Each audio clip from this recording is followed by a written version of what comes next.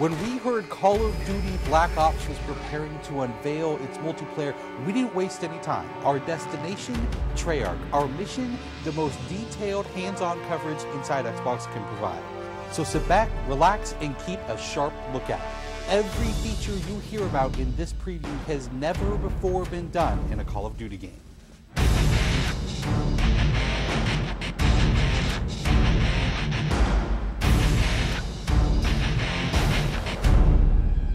We begin where the multiplayer trailer for Black Ops left off, with theater mode.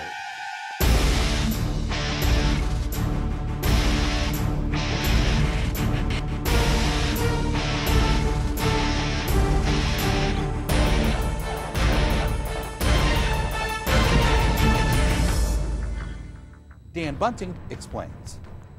You can switch the camera from any player's perspective in both first person and third person. You can detach the camera and go into free cam mode, which allows you to fly anywhere on the map, basically. It's really interesting when you pause the game and go into free cam, you just see all the particle effects just in their full glory, just frozen in time, and it makes some really awesome footage. We really want to give players the tools to be creative, make their own machinima, make their own highlight reels. Maybe they're really competitive clans that want to just capture the films from their matches and then go back and analyze what the other team did or whatever.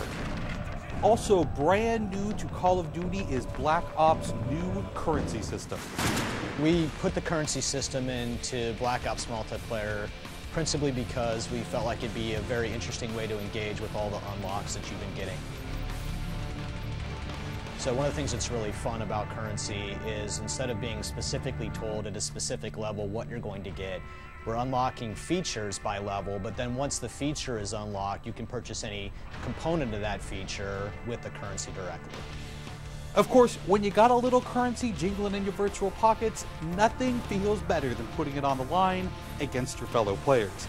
Say hello, everyone, to wager matches.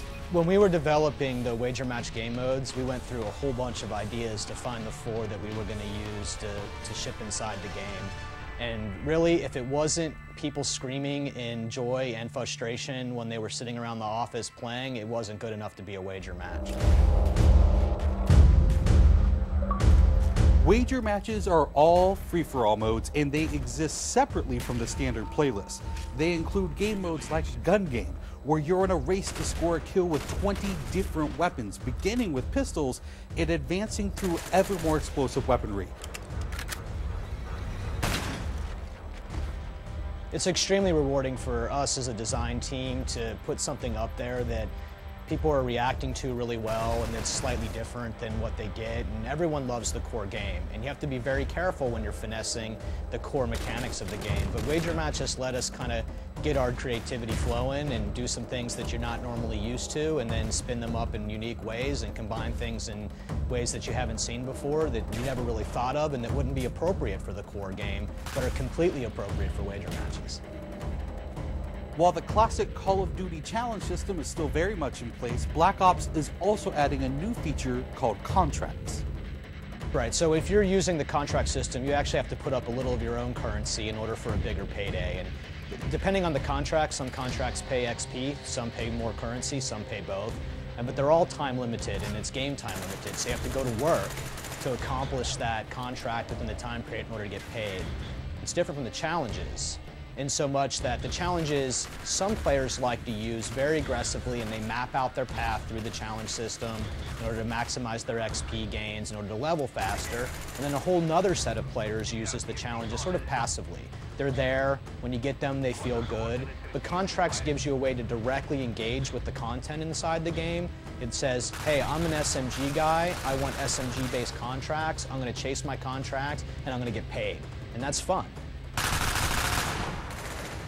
Another focus for Black Ops is player customization, including things like unlockable face paint, unique perk-specific character models, and a whole lot of weapon customization. We've been we stole the line from Full Metal Jacket, this is my weapon, this is my gun, and we're chanting that around the office as sort of our mantra for this feature. Originally it started with one of our designers he just made kind of an offhand comment one day where he said, you know, I really have a certain attachment to the weapon that's my favorite. I want to make that weapon mine, and that was all it took. So from there it was just, what are the things that are cool? It's like, put your clan tag on your gun, of course. And we've got, the emblem editor by itself is an element of creativity for players.